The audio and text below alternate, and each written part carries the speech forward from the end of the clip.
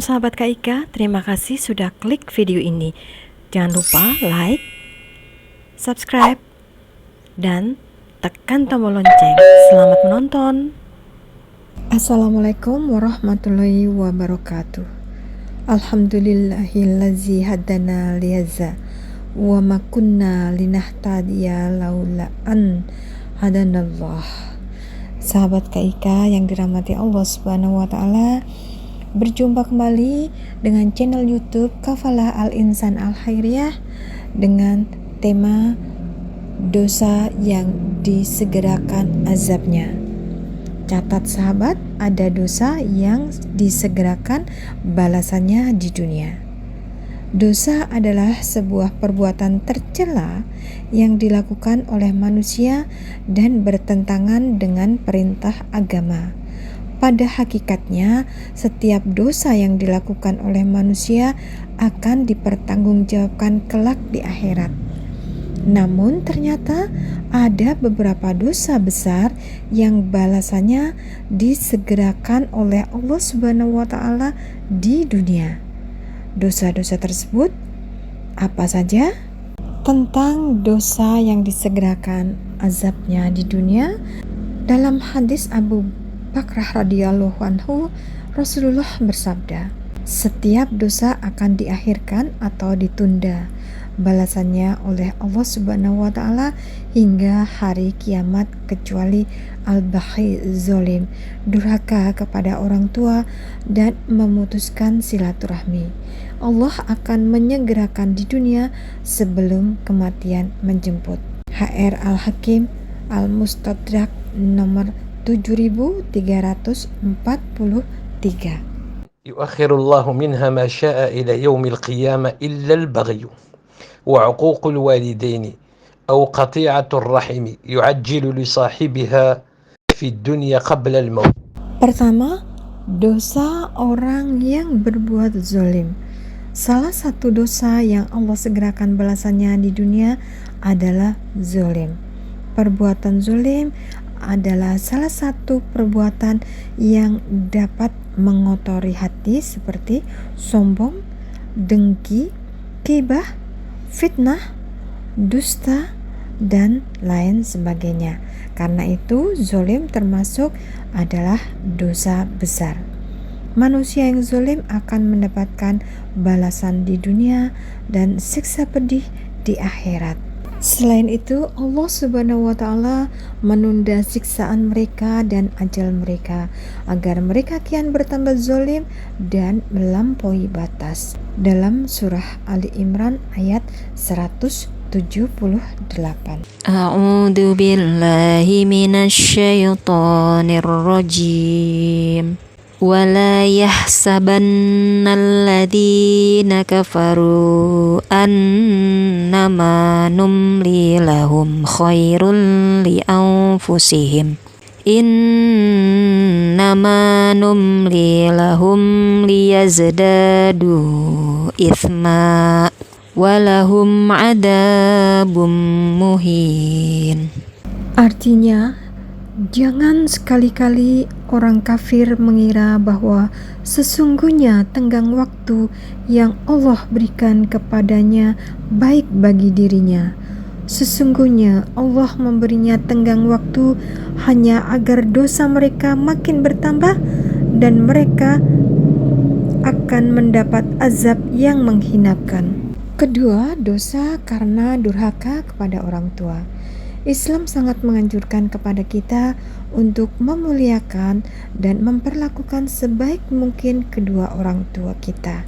Bukan tanpa alasan, memuliakan orang tua bisa menjadi sebab seorang anak menjadi ahli surga. Sebaliknya, jika seorang anak berbuat durhaka kepada orang tua, maka itu juga akan menjadi sebab dirinya menjadi penghuni neraka. Karena itu, berperilaku baik kepada kedua orang tua merupakan suatu kewajiban, dan Islam pun sudah memerintahkan hal itu, seperti yang dijelaskan dalam firman Allah Subhanahu wa taala dalam surah Al-Isra ayat 23. A'udzu billahi minasyaitonir rajim. Wa qada rabbuka alla ta'budu illa iyyahu wa bil walidaini ihsana. Imma yablughanna 'indakal kibara ahaduhuma aw kilahuma fala taqul lahuma uffin wala tanharhuma wa qul lahuma qawlan karima. Tuhanmu telah memerintahkan agar kamu jangan menyembah selain Dia, dan hendaklah berbuat baik kepada ibu bapa. Jika salah seorang di antara keduanya atau kedua-duanya sampai berusia lanjut dalam pemeliharaanmu, maka sekali-kali janganlah engkau mengatakan kepada keduanya perkataan "ah", dan janganlah engkau membentak keduanya, serta ucapkanlah kepada keduanya perkataan yang baik. Tidak hanya itu, larangan durhaka kepada orang tua juga dijelaskan dalam beberapa hadis. Salah satunya hadis yang diriwayatkan Imam Bukhari dan riwayat lainnya dari Mughirah bin Syu'bah. Inna Allah harram alaikum uquq al-ummahat wa wa'd al-banat wa man'an wa hatin wa karraha lakum qila wa qala wa kuthrat as-su'al wa idha'at al-mal. عن أبي محمد جبير بن مطعم رضي الله عنه أن رسول الله صلى الله عليه وسلم قال لا يدخل الجنة قاطع. Sesungguhnya Allah mengharamkan atas kalian berbuat durhaka kepada para ibu kalian, dan mengharamkan mengubur anak perempuan hidup-hidup, menolak kewajiban, dan menuntut yang bukan haknya.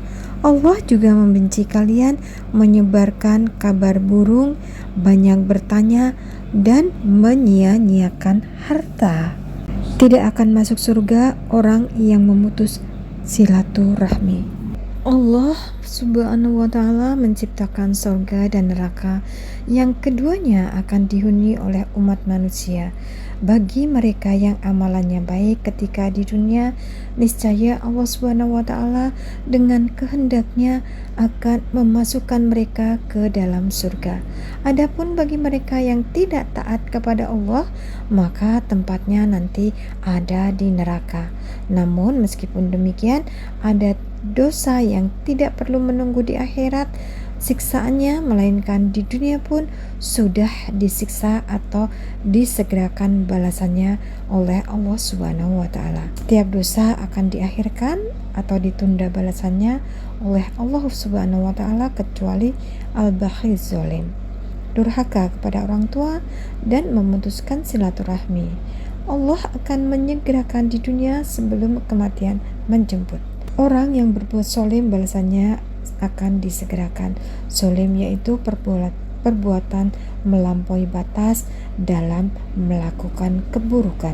Manusia yang zalim akan mendapatkan balasan di dunia dan siksa pedih di akhirat. Demikian sahabat KIK, semoga kita semua dijauhkan dari perbuatan dosa-dosa tersebut. Semoga bermanfaat. Wabillahi taufiq wal hidayah. Wassalamualaikum warahmatullahi wabarakatuh. Terima kasih, sampai bertemu kembali pada video KIK selanjutnya.